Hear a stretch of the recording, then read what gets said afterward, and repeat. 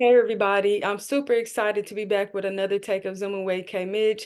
I'm excited to have my next guest on. She's a NIL coach, and I'm excited to be learning from an NIL coach and moving forward with that. So without further ado, I'm waiting on her to join soon.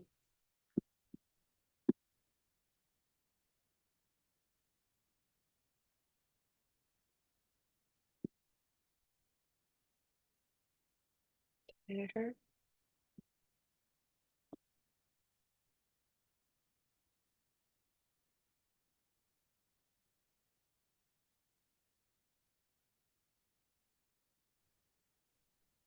Hello, hello. What's up? What's up? How you doing? I'm doing good. I am super happy to have you on my Zoom with K Mitch today. I don't want to take up too much of your time, but I'm super excited for our time to talk with me today. This is my first NIL coach that I've had on here, so I really want to gain a lot and also kind of share with a lot of people just the different questions that I have to ask you and everything to learn more about the NIL that is up and coming. But without further ado, why don't you go ahead and introduce yourself? Hi, my name is Aisha Foy. Thank you for having me. I'm honored that you reached out and asked me to come talk to you. I appreciate that. Um, I grew up playing basketball, um, got into coaching. Once I finished playing, I was a graduate assistant at Southeast Missouri State, and then went on to be the director of recruiting at University of Kentucky. And while I was there, the NIL rule became in effect. Mhm. And, I became the person that was helping student athletes with NIL. Mhm. But, that doesn't necessarily drive, why I'm in NIL right now. The reason why I'm in NIL right now is because of my student athlete experience. Um, while I was a student athlete, I basically did the same NIL activities that student athletes are doing today to get paid. I Mhm. was doing it to just further my future, leading into my purpose. I spent my entire sophomore season raising money for charity. So I would, host events, games, and stuff to raise money for charity. Through school projects, I would help uh, companies with marketing campaigns, did 4 internships as a student athlete. I really did everything I could to maximize student athlete experience, which is what drew me to NIL was because I did the same activities. So what student athletes are doing now are things that I did. And, I had some run-ins with compliance. I had posted some videos and stuff, and I would get calls from compliance like, hey, you need to take this down or you can't play tomorrow and things like that. Oh, So wow. I was definitely, yeah, yeah. So I was definitely into branding Uh-huh. and marketing, as a student. So I like to say NIL activities saved my basketball career. And the reason why I say that is because as I was building my reputation, as we know, basketball and sports in college is difficult. Mhm. And sometimes you want to act a fool. And sometimes, you don't want to do what the coach say, or sometimes you just want to quit, right? And it was the reputation I was building off the court what kept me going and, made me want to be a better player and finish out my career. Isn't it crazy now how everybody's getting all these NIL deals for when people used to do it before, they used to get in trouble for that. Like, oh, take this down. Like you said, you're not supposed to have this up and different things. And now you see kids with Benz and Mercedes and stuff like that. Like, well, we couldn't get no, like that wasn't something that was going on. So I think it's just, like I said, it's just a learning process of this NIL and like just the questions I have for you would just, like I said, open up so many different things for others. But you touched on, being a assistant coach and I looked it up and you was our director of recruiting at Kentucky. So how was that being at Kentucky? It was great. I was really fortunate to have my first really full-time experience at a place like Kentucky. The coaching staff they held themselves to a professional standard, not even just the coaching, the way they carried themselves professionally. And I learned so much from the coaching staff. Also learned, how to recruit at a high level, how to organize people and, how to just give it your all and do things at the highest level. Um, I loved everybody that I work with. I love learning from the people that I work with. Kyra LZ, Amber Smith, Nia Butts, Jen Hoover, Matthew Mitchell. I just learned so much from them. Lynn Dunn, my first couple years, she was there. So it was just, I really was a sponge and I was trying to learn everything I can while adding the most value that I can so that I could, earn my keep as well. Yes. But it was cool because I brought a perspective that they didn't really embrace, and that was social media. Mhm. I looked at, Kentucky's been a really strong brand. Yes. And I felt as though the woman before I got there, I felt as though the women's basketball program wasn't as I'll use these terms, wasn't as popping as the men, That's the you men.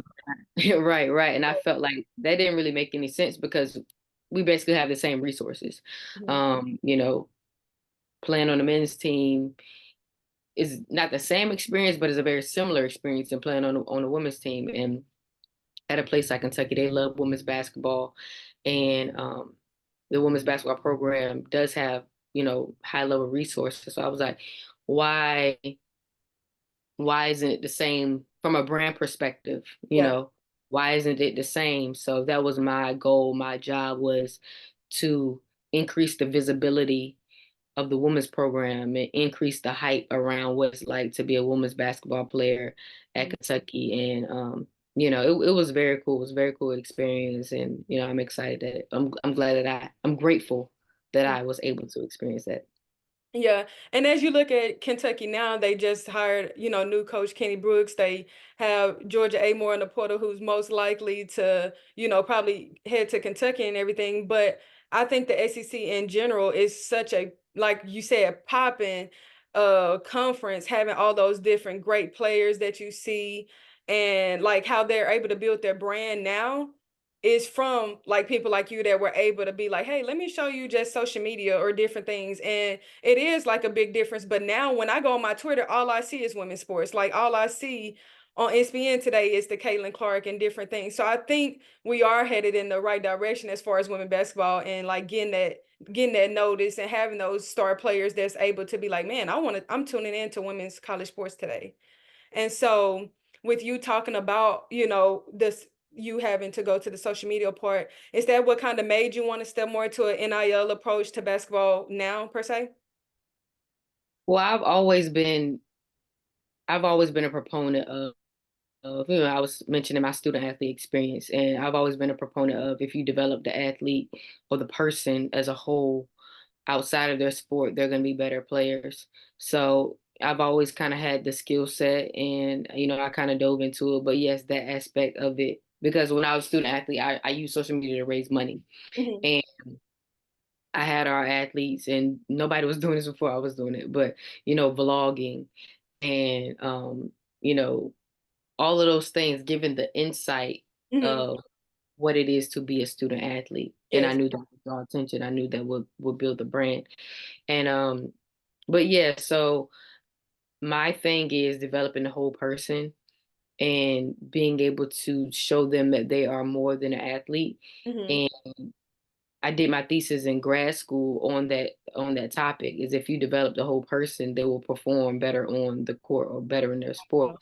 So I sat in that position for 5 years, and I would get calls, every year, about being an assistant coach or leaving the staff and things like that. But I really liked that role because it was kind of like a management role, and it was kind of I still wasn't just about basketball. And I'm not saying that coaches only care about basketball, but that's their job. So Yeah. majority of the time during the season, that's their focus. And I've through my experience, I always thought that if you had somebody that can manage them, who they are as a person, is going to help the athletes perform better. And NIL just has incentivized athletes to think about those things outside of their sport. Um, so yeah. Mhm. That is a big thing. I'm starting to see more positions open up. Like now you're starting to see 6 and 7 and 8 coaches deep on a Power 5 roster, about just different positions. And now you are like, I'm seeing LSU, they have a person over their NIL. Like other big schools are having person over the NIL, over video coordinator, over the social media accounts to show like, hey, I like these girls are much more than players. And so like kudos to you for, like you said, vlogging. Like you see a lot of more people on their TikToks vlogging, like this is what the day-to-day situation look like for me. And people are interested in seeing that. And now like the players are able to make that money, like as the college are making off them for performing in their plan. Now they're making it from their own point of view of showing themselves off. And that's always cool to use yourself and your name and your image to show it. How do you think the NIL has grown the college basketball world? Um, I think it's grown in a lot of different ways. I think that a lot of people are more curious about how it about what it is. I Mhm. think that when a student athlete gets an NIL deal, it's publicized. So the deal is publicized. So that brings more attention to them as well. Right. Um, I mean, I think it's made coaches had to get on their toes and Yeah. figure out more creative ways about how to incentivize their student athletes. Mhm. Um, Even if they can't get paid through a collective through the school, you still have to think about it. You still have to be a little bit more competitive. Um, I think it's incentivize athletes to stay in school longer. Mhm. Um, it's incentivize athletes to do the things that it used to be student athletes didn't have time to do anything. Now all of a sudden they do have time to go shoot commercials and do what they need to do for NIL. So it's incentivized them to participate in the activities that I believe that they should have already been participating in. Mhm. But it just now you can be more than an athlete. Now you can learn about business as you are doing your sport, and it makes you more prepared to leave once you're done. Mhm. I didn't really think about this because I'm a basketball person, but in football, I heard an agent speaking, and it was even saying in football, NFL agents are struggling to get their athletes to the draft. So if there would be an athlete that could come out maybe their third year or didn't have to use their COVID year, right? Like an agent will have to kind of be like, yo, you should go to the NFL. And then the student's like, nah, I'm gonna stay and get this collective money. It's not the same in basketball because the collective dollars isn't as big in football. But I just thought that was interesting that people that football players are choosing to stay in school, and it's Mhm. a problem for agents because agents want their athlete to go ahead to the NFL while they're things like that. But it's crazy how it affects it in in totality. Mhm. When me and my mom was watching the game yesterday, it was just so many different like Caitlin Clark's commercials. She was just like, how does she have time to do all these commercials and stuff like that? But like you said, like they're gaining more money, they're gaining more publicity, and still be able to be in school to finish out, like you said, and do still get the degree. They're still being able to get paid. So it's not really that same rush as it used to be like, oh, let me hurry up and get to the dollars as far as the professional league, but you can still make top earned dollars being in college.